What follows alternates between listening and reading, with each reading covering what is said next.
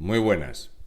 Esta va a ser en principio la última narración que voy a hacer por el momento de la historia que aconteció en España de la pasada guerra civil hace ya muchísimos años, y vamos a recordar hechos puntuales históricos por días, con datos, para que todos podáis buscar y contrastar esto que ahora quieren que sea delito y que no sé cómo han pensado estos que van a reescribir la historia, porque no es que tengan que desaparecer, que ya por desgracia supervivientes de aquella época prácticamente no hay, sino que es que además las personas que tienen conocimiento o alguna certeza de la realidad, pues tendrán que esperar a que todos nosotros abandonemos este mundo, porque si no, no sé cómo van a reescribir la historia engañando a todo el mundo.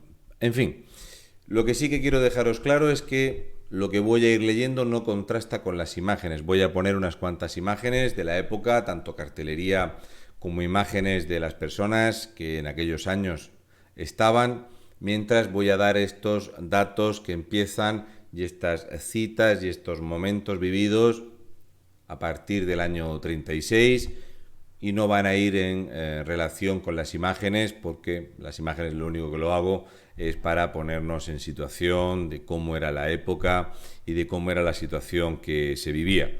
Espero que quede bien, que os guste, que os parezca correcto, acertado, y ya digo, no va de buenos y malos. No todo lo que hacían unos estaba bien y todo lo que hacían otros estaba mal, ni mucho menos. De hecho, hubo ángeles rojos y hubo personas que decían que no se podía dejar a nadie, absolutamente a nadie, del Frente Popular vivo, porque se temían que les iban a atacar por la retaguardia. Así que aquí va la explicación. La primera imagen es muy conocida, es Calvo Sotelo, asesinado por los asesinos motorizados, ¿verdad?, del Partido Socialista. Y esto vino a suceder cuando las elecciones se aproximaban. Comienzo. Las elecciones celebradas el 16 de febrero de 1936 habían vivido una disputa en la provincia de Cuenca. El resultado fue que la lista de las derechas que se presentó al copo obtuvo las 6 actas, las 4 de las mayorías y las 2 de las minorías, que en ese momento se elegían por sufragio. La izquierda jamás admitió esa derrota. La candidatura derechista por Cuenca para las elecciones del 3 de mayo de 1936, en la segunda vuelta que se hizo en Cuenca, sufrió, eso sí, la violencia absoluta por parte de las brigadas motorizadas y de los milicianos de Largo Caballero y de Indalecio Prieto, porque en esas listas deberían de ir tanto José Antonio Primo de Rivera como Francisco Franco, si bien ellos no se llevaban bien y José Antonio Primo de Rivera no terminó en esa acta, porque en algún momento pensaron que si no salía elegido, la intención que siempre tuvo Largo Caballero de matarlo sería más sencillo si no era parlamentario, aunque siendo parlamentario no hubo ningún problema en asesinar a Calvo Sotelo o a tantos otros. Continúo. Santiago Casares Quiroga presentó su dimisión y Manuel Azaña, esa misma noche, pidió a Diego Martínez Barrio que formara un nuevo gobierno que incorporase a elementos de derechas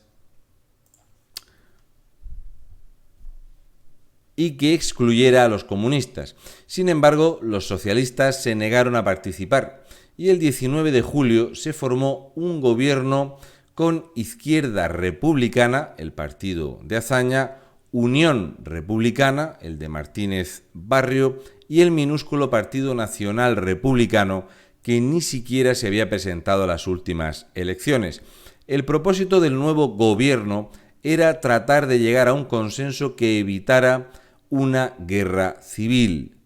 La guerra civil que llevaban años reclamando desde la izquierda. Azaña no la quería, Indalecio Prieto y sobre todo Largo Caballero la llevaba pidiendo a gritos, el golpista. Bien, Martínez Barrio se puso en contacto telefónico con varios militares, incluido el general Mola, quien le replicó que ya era demasiado tarde. Ese día, Mola envió una nueva circular en la que incidía en un punto que ya había señalado en la primera. Es necesario crear una atmósfera de terror. Hay que dejar sensación de dominio, eliminando sin escrúpulos ni vacilación a todo el que se enfrente con nosotros. Tenemos que causar una gran impresión. Todo aquel que sea abierta o secretamente defensor del Frente Popular debe ser fusilado. A esto se opuso frontalmente Franco y otros militares. Tras su fracaso en su intento de conciliación, Martínez Barrio dimitió y Azaña reunió a todos los partidos políticos que seguían colaborando con la República. Para buscar un sustituto, Largo Caballero puso como condición para participar en el gobierno que se licenciara a todos los soldados y se dieran las armas a los sindicatos.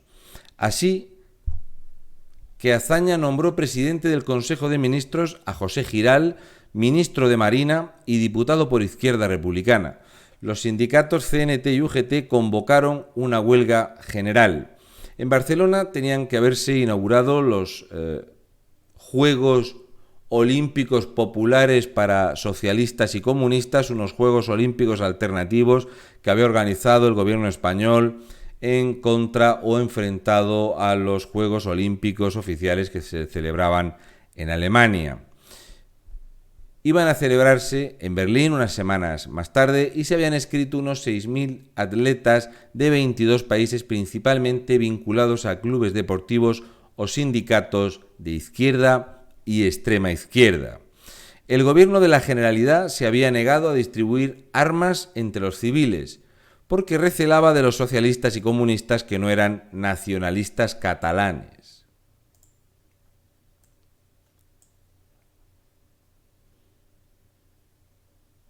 Solo armó a los miembros de las Juventudes de Esquerra Republicana de Cataluña y, no obstante, los militares de UGT habían incautado dinamita y habían pasado la noche anterior fabricando bombas caseras, mientras que la CNT había tomado por asalto varios depósitos de armas.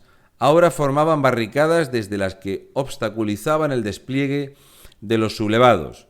La Guardia Civil se mantuvo leal a la Generalidad y los rebeldes sufrieron también ataques aéreos. Las fuerzas republicanas se fueron imponiendo y Godet quedó atrapado en la Capitanía General, donde terminó rindiéndose y se salvó del linchamiento popular.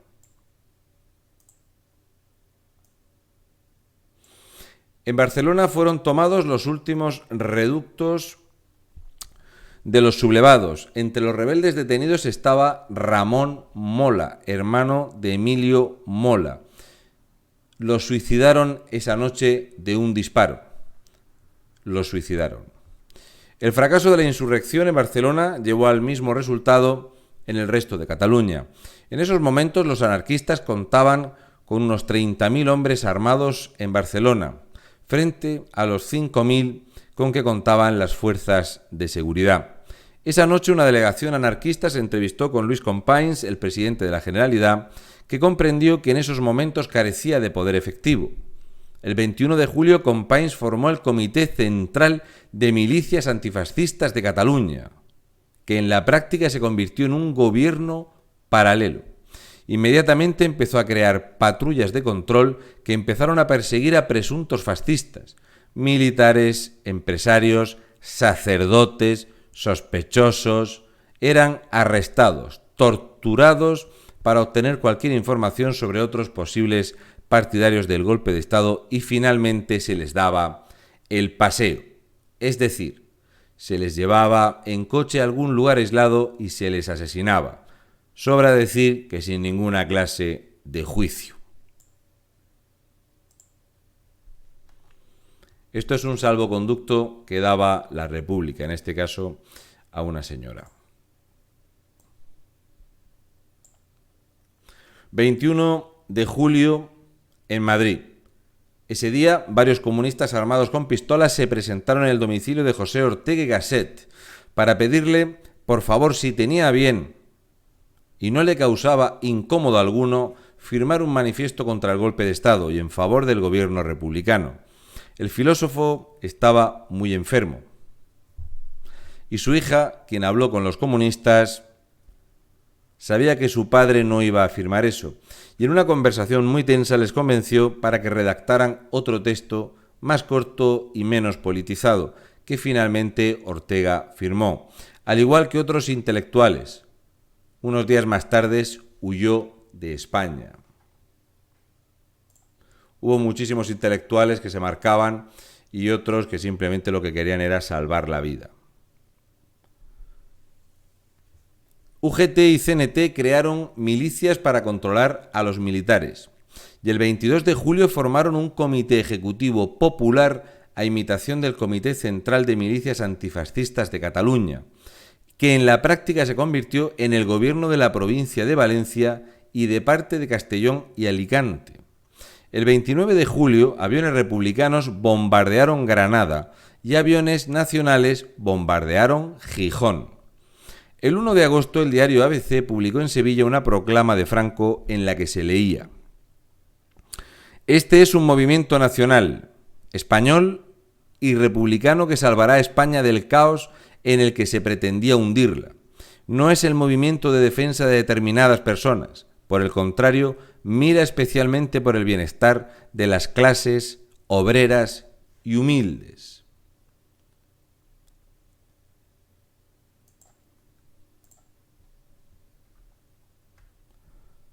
Juan de Borbón, el heredero del derrocado Alfonso XIII, cruzó la frontera española desde Francia con la intención de reunirse en Burgos con la Junta de Defensa Nacional.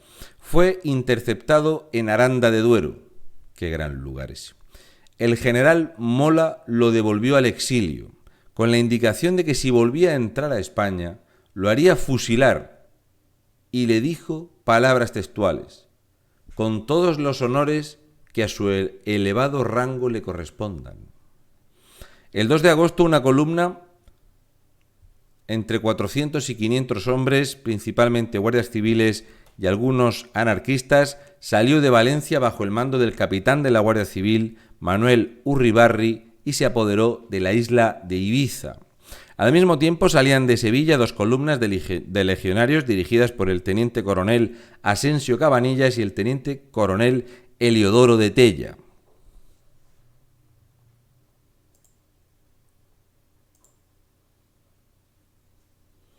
Su misión era conquistar el sur de Extremadura y unir así la parte de Andalucía controlada por los nacionales con la zona septentrional, para luego atacar Madrid. En los 2 primeros días avanzaron 80 kilómetros, sembrando el terror de quienes se oponían a ella. El 3 de agosto partió una tercera columna hacia el este bajo el mando de Antonio Castejón. Antes del amanecer, aviones republicanos habían bombardeado Zaragoza. 3 de las bombas habían caído sobre la Basílica del Pilar, pero no estallaron. La prensa no tardó en encontrar la explicación: había sido un milagro. La Virgen del Pilar, patrona de España, estaba de parte de los nacionales. Hago un pequeño inciso. Mucho se habla del bombardeo de Guernica, pero poco se habla del bombardeo de Belchite o de todas las poblaciones civiles que fueron bombardeadas por la República. El Frente Nacional bombardeó poblaciones y la República también. Es un hecho y es historia pura. Continúo. 13 de agosto, el Jaime I tuvo que dirigirse a Cartagena para ser reparado. Cuando llegó a su destino, los marineros se habían amotinado y exigían represalias por el bombardeo sufrido. Su protesta se contagió a otras unidades navales y por la noche 10 oficiales que habían sido arrestados por su participación en el golpe de Estado fueron fusilados en un callejón.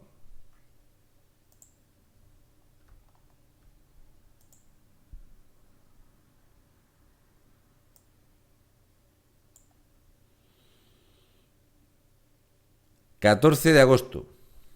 La indignación entre los marineros de Cartagena suscitaba, tras la llegada del Jaime I, que iba a seguir en aumento la tensión. Se decidió llevar mar adentro 2 buques prisión anclados en el puerto, para mayor seguridad de los prisioneros, pero la tripulación se sublevó, asesinó y arrojó al mar una cantidad desconocida superior a 200 presos. Esto era una práctica muy común en el Frente Popular: castigar y vengarse cobardemente fusilando y asesinando a presos que solían ser personas que a lo mejor habían ido a misa algún día antes o habían sido acusados por un vecino. Bien, continúo.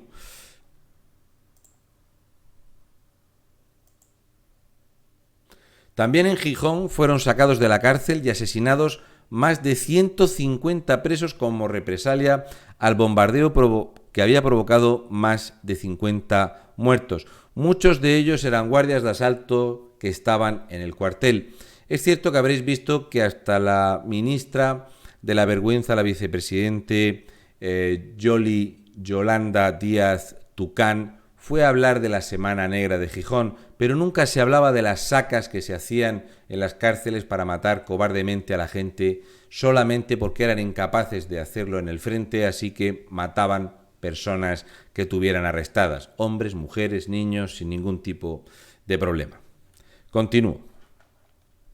Estas detenciones, basadas en acusaciones infundadas, muchas veces anónimas, eran frecuentes tanto en el Nacional como en el Republicano. Ese mismo día fue detenido en Madrid Enrique Jardiel Poncela para ser interrogado por una de las muchas milicias de izquierdas que campaban por la capital española. Había sido acusado de haber escondido en su casa al exministro Rafael Salazar Alonso.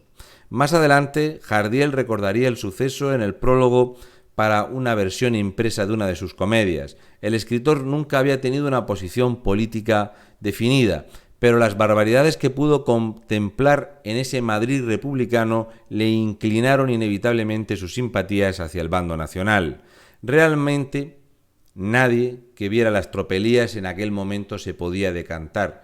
Es cierto que si presenciabas las carnicerías de los frentes, te decantabas por el otro, pero en este caso los artistas que eran forzados, muchos de ellos decían que nadie con 2 dedos de frente podía apoyar ninguno de los 2 bandos en ese momento. Para simpatizar con ninguno de ellos, ¿vale?, por las barbaridades que se veían. De hecho, el escritor Manuel Machado había declarado lo siguiente: el mundo se debate hoy, lejos de toda libertad, entre 2 dictaduras, la capitalista y la colectivista, la burguesa y la proletaria, entre el fascismo y el comunismo. Ambas son igualmente enemigas de la individualidad, ambas son para mí igualmente detestables.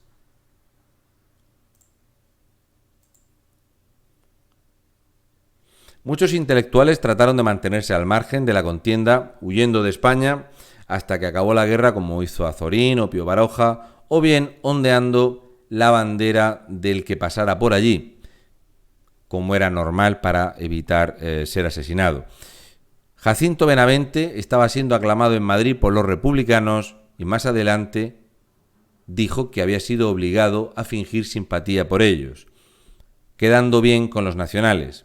Otros, en función de la información parcial con la que contaron o de sus ideas preconcebidas, tomaron partido, como fue Miguel de Unamuno, que en una ocasión había llegado a sugerir a Azaña que se suicidara como acto patriótico, que había hecho un llamamiento a los intelectuales europeos para que apoyaran a los nacionales. Representaban la defensa de la civilización occidental y la tradición cristiana.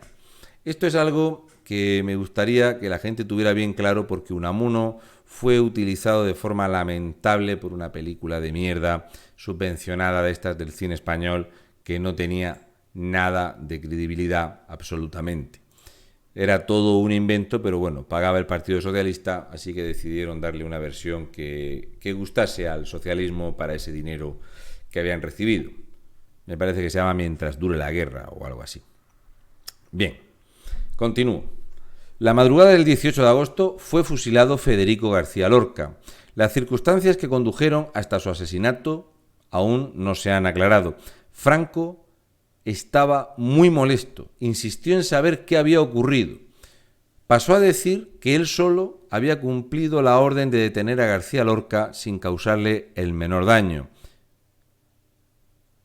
Ordenó una investigación, parece ser que fueron denuncias de unos familiares suyos y de que un tipo del Frente Nacional decidió mandarlo a tomar. Básicamente fue algo así como Ramón Ruiz Alonso se jactaba públicamente de haber sido el que lo había hecho. En fin, ya digo que Franco tomó represalias e investigó este caso que no era para nada lo que él quería.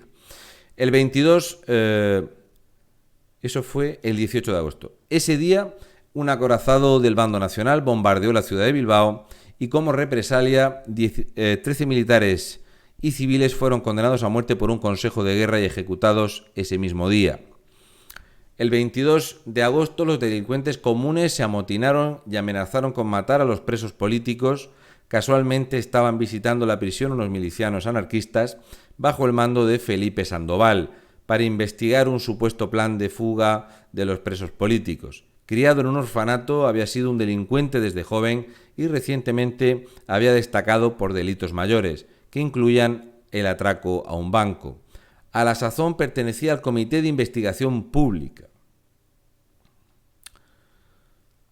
Sandoval habló con los amotinados y les ofreció la libertad a cambio de unirse a la CNT. En ese momento, casualidades de la vida, se declaró un incendio donde estaban los presos. Los presos falangistas. Los milicianos utilizaron entonces una ametralladora contra los presos. La mayoría pudo ponerse a cubierto. Hubo 6 muertos y 11 heridos. En principio, ahí podría haber terminado todo. El incendio rápidamente fue sofocado. Pero por la ciudad corrió el rumor de que los presos políticos estaban tratando de escapar y en la puerta de la cárcel se concentró una multitud que exigía la liberación de los presos comunes y que les dejaran linchar a los presos falangistas, a los presos derechistas. Algunos guardias de la prisión, temiendo una masacre, abandonaron sus puestos y huyeron. En ese momento algunos de los presos políticos pudieron escaparse para contar lo sucedido.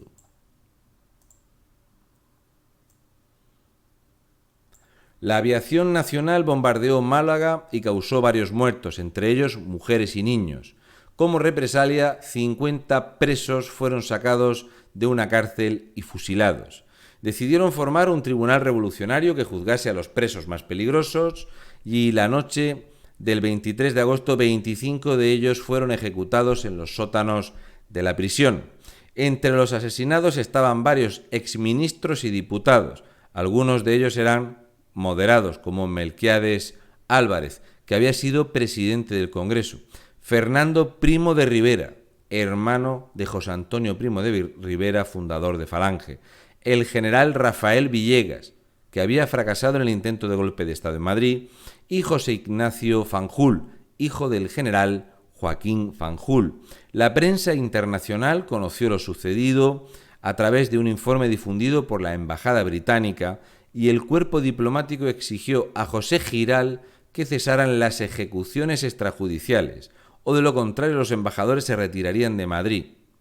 Indalecio Prieto visitó la cárcel y le dijo a Sandoval: la brutalidad de lo que aquí acaba de ocurrir significa, nada menos, que con esto hemos perdido la guerra.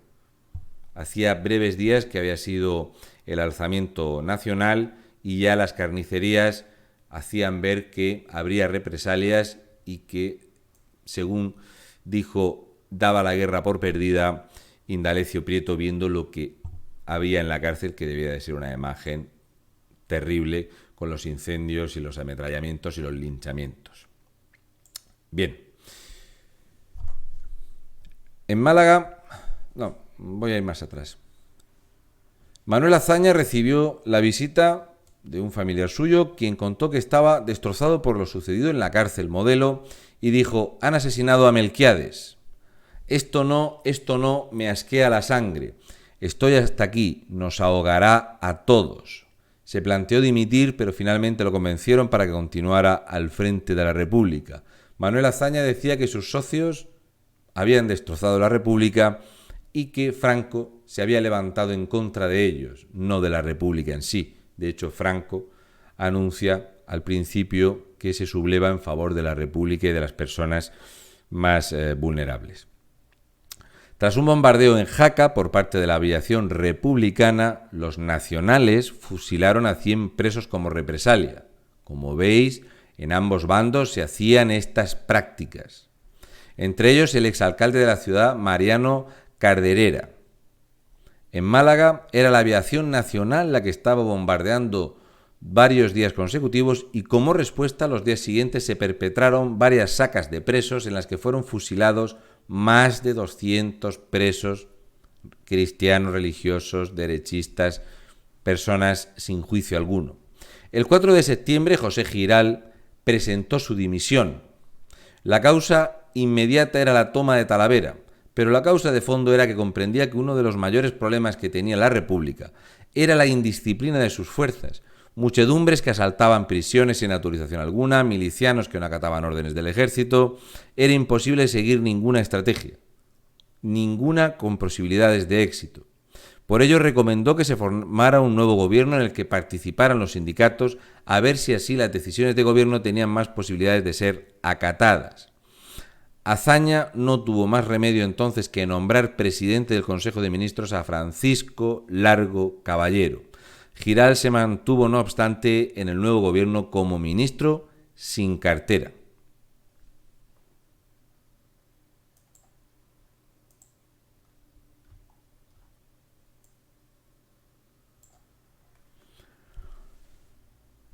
El 13 de septiembre las tropas nacionales enviadas desde Navarra entraron sin resistencia en San Sebastián, que había sido evacuado el día anterior. Los milicianos del Partido Nacionalista Vasco se habían tenido que enfrentar a socialistas y anarquistas para evitar que destrozaran la ciudad antes de entregarla al enemigo, como habían hecho en Irún. Era una práctica muy común en el Frente Popular, lo de si vamos a perder esto, lo destrozamos todo, matamos todo lo que podamos y robamos y saqueamos todo lo habido y por haber. El gobierno republicano de España emitió un decreto reservado por el que se autorizaba al ministro de Hacienda, Juan Negrín, a transportar a un lugar seguro, sin especificar, las reservas del oro del Banco de España. Esa misma noche se presentó en la sede del banco una serie de enviados del gobierno y durante varios días estuvieron distribuyendo el oro en cajas sin numeración ni factura que permitiera contabilizar el oro que contenían. Las transportaron a una estación de ferrocarril y desde allí fueron llevadas en tren hasta los polvorines de la Algameca en Cartagena. Los consejeros del banco se opusieron al traslado, pero no fueron informados hasta el 14 de septiembre, cuando la operación de transporte ya estaba en marcha y no pudieron hacer nada para evitarla. Varios de los guardias que estaban al frente del banco se suicidaron viendo lo que allí se estaba cometiendo. Esta parte se suele obviar, que esos guardias sabían lo que les iba a pasar si se oponían. Un bombardeo sobre Ibiza causó 18 muertos civiles. Como represalia, los milicianos ejecutaron a 93 presos. El 15 de septiembre se organizó en Portugal la Legión Portuguesa, una organización paramilitar de corte fascista que contó con 20.000 miembros con el propósito de defender el patrimonio espiritual y combatir la amenaza comunista y el anarquismo. Los portugueses siempre han sido reconocidos por ser muy defensores de su patria y enormemente creyentes en la fe cristiana. Un bombardeo, lo he comentado ya. Durante 2 días los republicanos habían estado cavando un túnel en la parte sudoeste del Alcázar de Toledo y el 18 de septiembre, con el visto bueno de Largo Caballero, hicieron estallar unas minas que destruyeron la torre. Mataron a 2 militares que estaban en ella. Luego lanzaron 4 ataques sucesivos con tanques, pero todos fueron rechazados. Las ruinas de la torre de los explosivos fueron la mejor defensa que pudieron montar los del Frente Nacional, porque las piedras de la propia torre eran muchísimo mejor los escombros que la torre. Así que el plan le salió redondo, como no, a Largo Caballero. En fin, estas nuevas posiciones que les daban las piedras le daban facilidad para disparar a los atacantes y repeler los ataques. El 18 de septiembre, tras el robo del oro, Stalin confirma el envío de tropas en favor del Frente Popular. El 22 de septiembre, en principio, solo se había otorgado a Franco el mando supremo militar, sin atribuciones políticas. Desde un punto de vista militar, era el mejor candidato. Tenía bajo su mando las tropas, iban a tomar Madrid, contaba con el apoyo de Falange, de la Legión, los oficiales, alumnos suyos, decían que era el mejor candidato posible. Mientras tanto, llegaban a Cartagena los últimos lingotes y sacos de moneda sacados del Banco de España. A esto hay que añadir que se robó también todo lo que se encontró en museos. Se fundieron colecciones de monedas históricas y se hizo un asalto total. Además, se llevaron todos los presupuestos del Estado y se robó todo lo habido y por haber. Y aquí vamos a hacer una pausa y continuamos con la segunda parte.